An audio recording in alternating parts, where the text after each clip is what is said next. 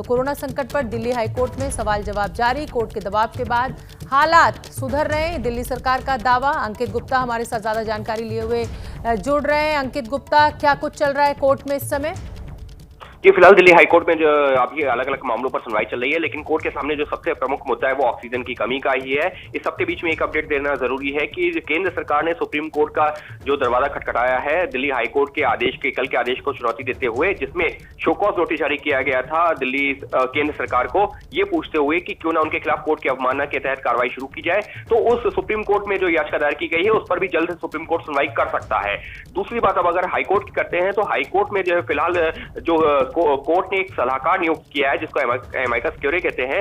उन्होंने कोर्ट को बताया है कि पिछले 2 दिनों में दिल्ली में ऑक्सीजन की जो आवक है वो बढ़ी है, और उन्होंने जो आंकड़ा पेश किया है उन्होंने ये बताया है कि 2 दिन पहले दिल्ली को जहां 447 मीट्रिक टन ऑक्सीजन की सप्लाई हुई थी, तो वही कल ये जो है 550 मीट्रिक टन से ज्यादा हुई है। इसके हिसाब से कहा जा सकता है कि सुप्रीम कोर्ट और हाईकोर्ट के आदेश के बाद में हालात बेहतर होने शुरू हुए हैं। और कोर्ट के सलाहकार ने कोर्ट को यह भी बताया है कि जिस तरीके से आवक हो रही है उससे उम्मीद करते हैं कि अगली 3-4 दिनों के अंदर दिल्ली में 550 मीट्रिक टन से लेकर 570 मीट्रिक टन तक ऑक्सीजन रोजाना मुहैया होने लगेगी। वहीं दिल्ली सरकार के वकील ने भी जिस तरीके से दिल्ली में ऑक्सीजन की सप्लाई बढ़ी है उसको लेकर के संतोष जाहिर किया और कहा है कि जिस तरीके से सप्लाई बढ़ी है हम उम्मीद कर रहे हैं कि 700 मीट्रिक टन की जो मांग है वो भी पूरी हो जाएगी। लेकिन जरूरी यह है कि कोर्ट अपना दबाव बरकरार रखे और रोजाना कितनी जो है ऑक्सीजन की सप्लाई हो रही है, कितनी केंद्र सरकार की तरफ से दी जा रही है, इस पर भी निगरानी रखे।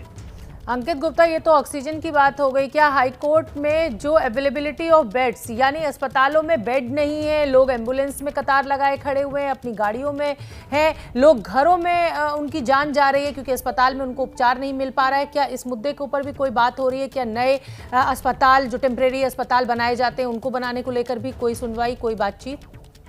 निश्चित तौर पर शोभना इस सिलसिले में जो है और जो केंद्र सरकार को एक चिट्ठी लिखी है दिल्ली सरकार ने कि सेना की मदद से नए अस्पताल और जो है जो सेना का सहयोग चाहिए वो मिले, उस पर अभी केंद्र सरकार को जवाब देना है। लेकिन शोभना, पिछले जो है 15 दिनों से लगातार हाईकोर्ट में सुनवाई चल रही है।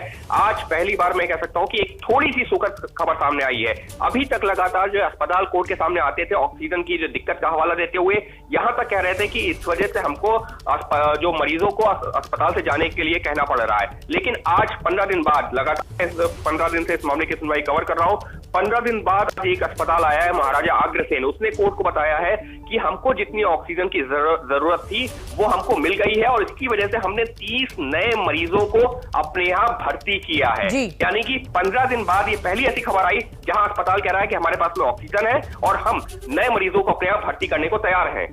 बहुत बहुत धन्यवाद अंकित गुप्ता, अच्छी खबर भी आपने बताई और उम्मीद यही कि दिल्ली के सभी अस्पतालों को पर्याप्त ऑक्सीजन मिले और ऑक्सीजन की कमी के चलते किसी भी मरीज की जान ना जाए।